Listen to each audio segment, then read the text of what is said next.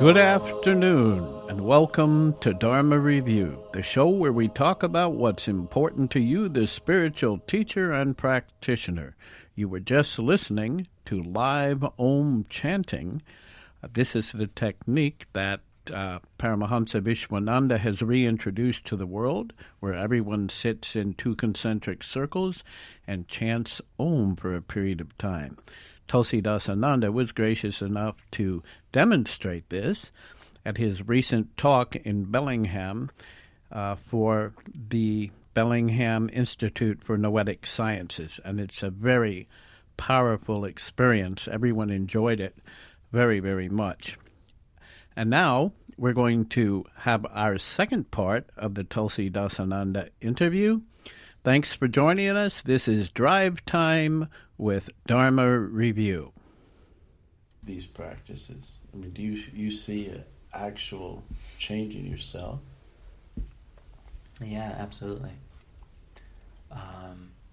Well, I mean, I also understand I moved to the ashram when I was 19. And like every teenager, they think they have the world figured out. They think they know everything. And I can just say that, okay, I also grew up. And when you grow up, you realize you don't know everything. And so, say the practices, his presence, and also just frankly growing up,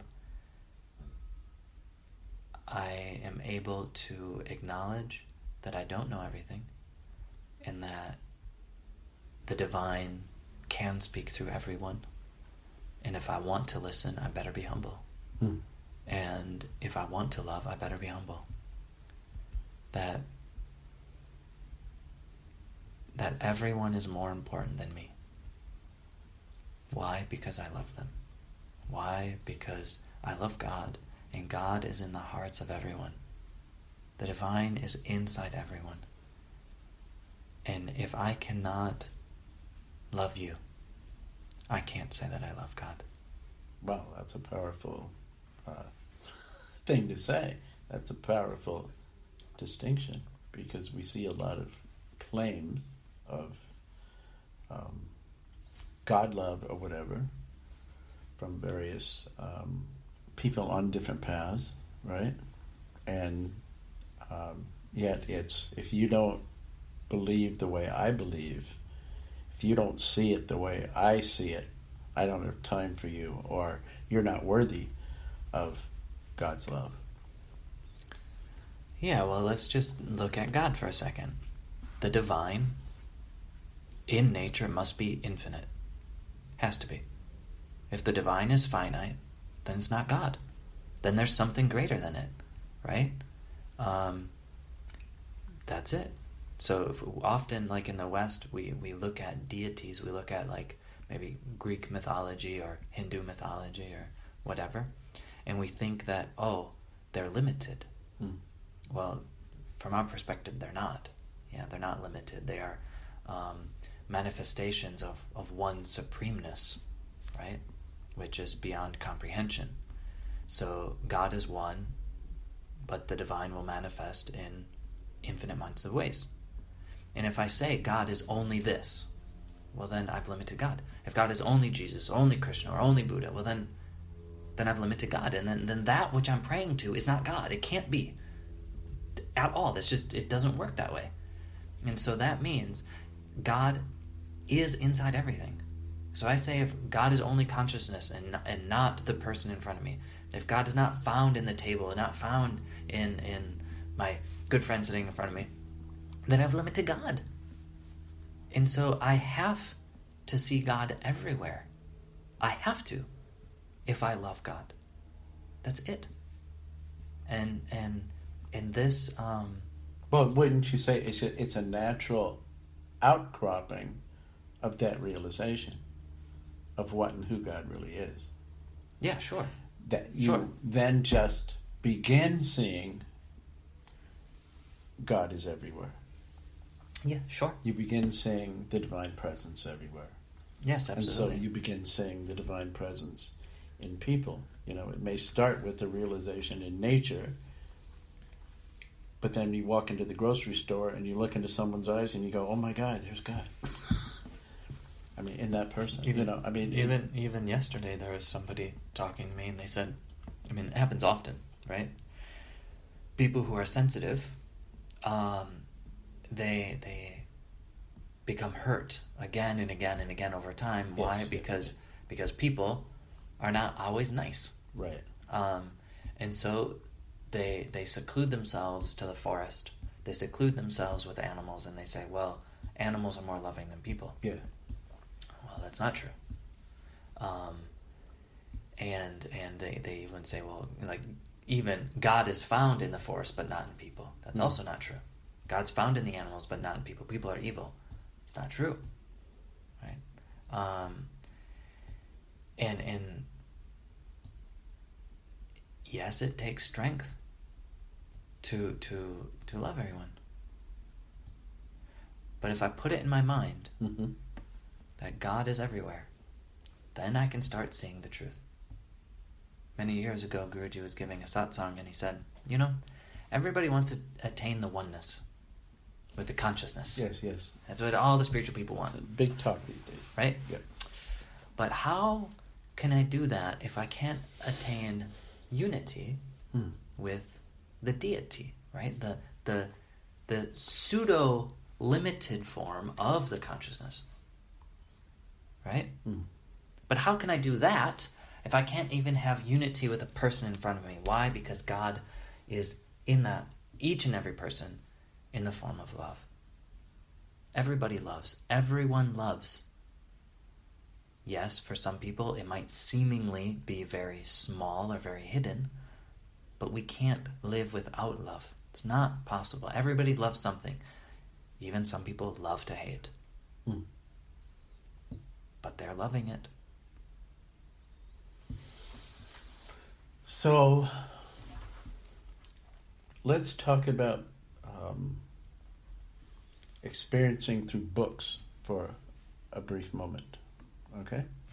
Just touch on it. Because there's a lot of people out there. I feel there's a lot of people out there. I mean, I haven't met 100 people who've told me this, but I know from my own experience, and I know from other people's experiences, their first elements of coming to realizations is through finding books that speak to them, that they feel is speaking to their heart, So they find a book and they'll read it. A good example is Autobiography of a Yogi. A lot of people have read that book, and it has started them on a journey, right? Then they begin a search, and they go on a search to try to find, where are people like this? How do I, if this is real, there must be people who actually have these experiences and embody this divine wisdom, right? So they begin to search. I know you began your search similarly. I did as well. But you'll bump into them in the bookstores. You'll bump into them, especially in spiritual bookstores.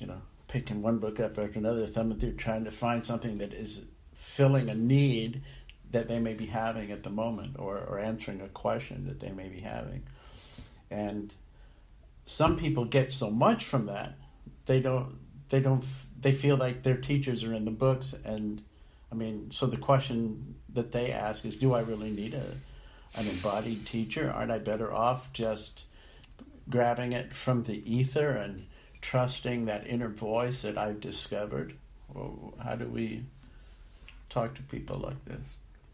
And talk to ourselves like this as well. Yeah, absolutely. I mean, like you're saying, I started by studying. I read lots of books, and I gravitated towards those that resonate with me. And we have to, first off, we have to talk that all paths are good. What is my path doesn't mean it's going to be your path. There's no path that is best. There's my best, what works for me the most, and you may have another path. That's great. It's about what resonates with me.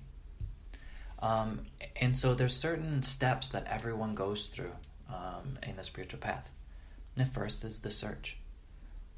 We start with a search. We're reading books. We're maybe going to some talks or something. We're going to be with some community members that follow that.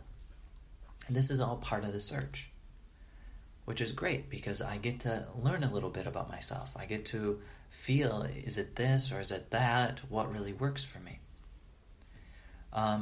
But when I find the one that works with me, I have to stick with it. And yes, I need a master. Because all of these words, especially in English is not a spiritual language. We are, when it comes to spirituality, English is really lacking.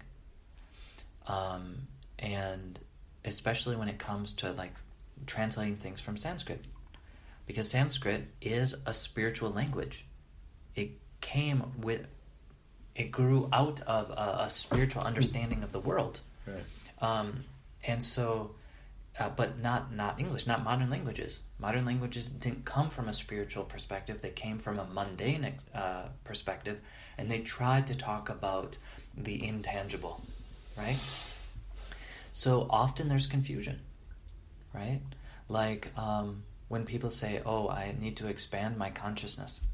Okay. What does that really mean? So often we understand that like, oh, my consciousness, okay, it's a mental thing. Okay, I need to read more. I need to meditate more, expand the consciousness. And it becomes this fantasy of that the consciousness is something in my mind. Ah, okay. Good. It's not. All right. The expansion of my consciousness is very much like maturity.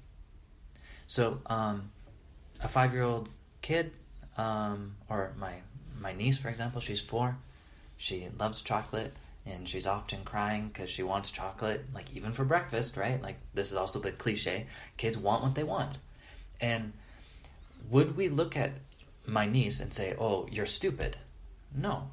Why? Because we have matured past that, and we understand that we can't have chocolate for breakfast. Not every single day, because it would kill us. Now, was that an intellectual understanding? No, it was an expansion of consciousness, which is a maturity. We're at a different level than the 4-year-old kids. And that's what we need to do. That's what it means to expand consciousness. Now, would I have known that if I didn't live with a master? If I didn't have a master? No. I would have thought the same thing. Expansion of consciousness means expansion of mind. But it's not mind like we think of mind in the English language. It's mind as in self. Also, if we look at different traditions, often when people they'll read a little bit about one tradition, then another tradition, and another tradition. Right. They may use the same words, but they mean very different things. Okay? For example, when we say soul and spirit, we mean the soul as that divine spark inside you. And the spirit is the greater soul, that greater consciousness which is in all things. Okay? Now, in Orthodox Christianity, the soul actually means the mind. And the spirit is that divine spark inside of you. So they mean different things. But if we're talking and we don't know what each other mean, there's misunderstanding. If somebody didn't teach me that, I wouldn't have known. I would have thought they were saying this, they're talking about the same thing, but it doesn't make sense because they're saying different things about the same thing. No, they're just using the same word, but they mean different things. It's incredibly important to have a master because they can explain the truth. Now, what is the truth? Well, the truth is that God is eternal, we are eternal, and the love relationship between us and the divine is eternal. Now, if all of us were standing in a field and we're holding a mirror, we look up and we see one sun. Then we look down and we see 1,000 suns in our little mirrors that we're holding. This is very much like this relationship. God is the sun, We are the mirror. And the rays bouncing in between, this is the love relationship. Can any single mirror fully reflect the fullness of the sun? No, it can't. It's not possible. Just as we cannot reflect the fullness of God, but we can reflect what we can reflect. That's true. And the God-realized master is a pure channel for the divine. And so the divine will teach each person individually. There's also that. So now, once I've met the master, of course there's generic teaching for everyone, but then there's individual instruction. And I've seen many times Guruji giving one answer to one person and the exact opposite answer to the same question to another person, literally seconds later. Happened to me once, actually. So I went to go ask him a question about my sadhana, and then he gave me his answer. Basically, his answer was like, look, that part of the sadhana you're done with, don't do it anymore. I was a bit sad about it because I really loved it. I'm like, okay. So I went and sat next to my friend afterwards and said, oh, what are you talking about? And I said, oh, you know, the sadhana that him and I are doing. Guruji said, stop. He goes, oh, maybe I should stop too. And he runs up and says, oh, Guruji, like, what should I do? And Guruji says, yeah. He's like, no, it's very good. Keep doing it. Oh, okay. So he sits back down and he tells me, oh, Guruji told me to keep doing it. And then, of course, because I loved that part of my sadhana, I went, okay. So I went back to Guruji. Oh, no.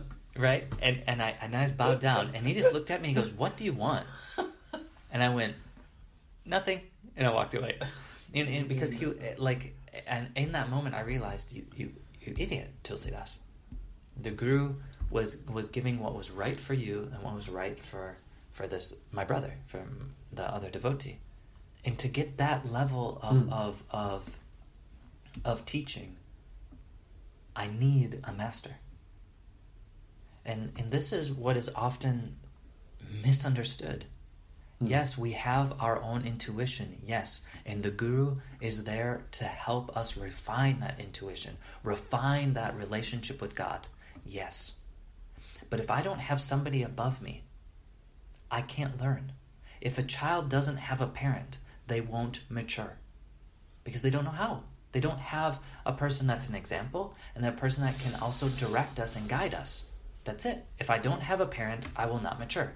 If I don't have a master, I can't mature spiritually. I'll get stagnant. I'll keep walking in circles, not being able to figure out life. Having a master is incredibly important. And when you have your master, you stick to that master. All masters are great. Because why? They're direct instruments of the divine. They're all great. None is better or lesser. Doesn't work like that. But when I have my master, then he is my best master. And I stick to him and I'm loyal and I listen and I'm obedient. Because he knows better than me. She knows better than me. It's incredibly important. So on that note, as we're coming to an end, how does one know when someone's their ultimate teacher? Two things. First, they must feel it. First, they must resonate with the teachings of that teacher. Because a master in his teachings or a master in her teachings are one and the same. The teacher and the teachings, there's no hypocrisy. They are it. And so I must resonate with the teachings. And if I feel inside that this is the person that will lead me to realization, then I follow. Second is I must ask. I must ask, please be my guru. And it's true. Maybe they say no. Why? Because all the masters work together. So they may say, no, you're not my devotee. You're his devotee. You're her devotee. Or it's not time yet. And the masters work together, and the devotees often will start at one master and then move on to another master and then another master, and finally until they meet their master. And you know it inside. You know it inside that this is my master. And when that master says, yes, I will be your guru. Yes, you may be my disciple. Then I follow them completely. So, Paramahansa Vishwananda is coming to Bellingham. Yes, he's coming to Bellingham May 27th. He's going to be giving a talk at the Unitarian Church in Bellingham, and at 2 o'clock, 2 to 5, and then at 5 p.m. to whenever, could be 10, could be 11, could be 1, 2 in the morning, depends on how many people come. He'll be giving the blessing called Darshan, where he awakens that consciousness, the divine inside of us, and he takes lots of our karma. Matter of fact, when he's I shouldn't be saying this, but I'll say it anyways. When he's giving darshan, he's praying to the Divine Mother, and he says, "Please." And what he's doing is he's experiencing that person's lives, past, present, and future, all at the same moment. And he's viewing them all, and he's asking the Divine Mother, "Please give me their karma." And of course, the Divine Mother says no, because they have to also grow. And he says, "Okay, well, give me as much as I can take right now." And so she's okay. So she takes, or she gives it to him, and in that place, him, it's one and the same, blesses and places inside love. So it doesn't just take karma and leave an empty space. No, the karma is gone, and then places the consciousness there. And then she says, "Okay, that's enough." And then he goes, "No, give me more." And then like with every person, there's always this battle between him and the Divine Mother, saying, he goes more, until she finally says enough. And then he says, "Okay, maybe next time." So these darshans, they're not just a tap on the head, or no. He actually is spending a little time with each person. Individually, he spends individual time with each person, and looking into their eyes. And in this moment, there's been so many experiences from all the people about in this moment of darshan, and now it's all unique, but there are some archetypes, and some people have looked into his eyes, and in his eyes is the universe. They see stars and planets and galaxies. Some people have seen him as light. Some people have seen him as other masters, and a lot of amazing things. So, is there anything that we need to tell people to bring to this meeting, or what's the most important thing we can tell people about coming to an event like this? First off, just come open-minded. If you walk away not resonating, perfectly fine. Great. Actually, that's a good thing, because now you have like one less place to look. You know what I mean? That's interesting advice. Okay. But I would say have an open mind, especially for Westerners. It will, all of this, we've been only talking about love. This love will be transmitted in the vehicle called Hinduism, but it could be transmitted in any way. It's just he was born as a Hindu, so it's done in a Hindu way with like bhajans and kirtan. So they'll be singing in languages that most likely Westerners don't know. He'll be sitting in a chair like a Hindu guru, but look past that. Feel past that. Don't allow that to cloud your mind. Don't let this like strangeness cloud your mind. Look past it. Feel past it. And feel the love that he is emanating. And watch his face. This is the important part. Watch his face and see, look into his eyes. And see how he is.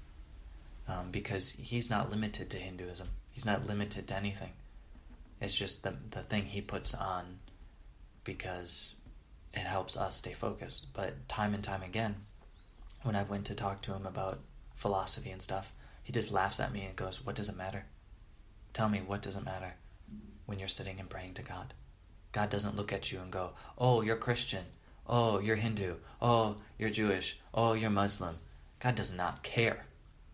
These are all just ways for us to get to God. God is above them all. And God, what he sees is, she sees is their children. And that's it. And so look past it all. Keep an open mind. Keep an open mind. Tulsidasananda, thank you very much. This has been an amazing time, and we're so gracious you allowed us to do this interview, and we hope that lots of people listen to it. That'd be great. Great. Jai Gurudev. Jai Gurudev.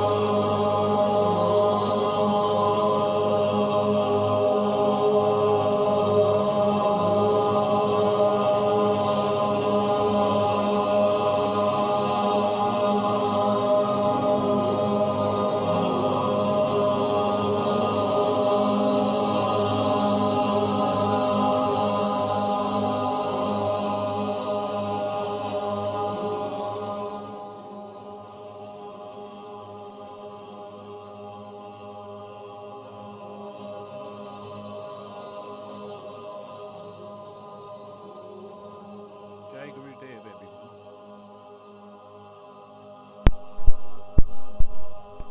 You've been listening to Dharma Review, Drive Time. Drive Time with Dharma Review. Have a good weekend, and we'll see you soon.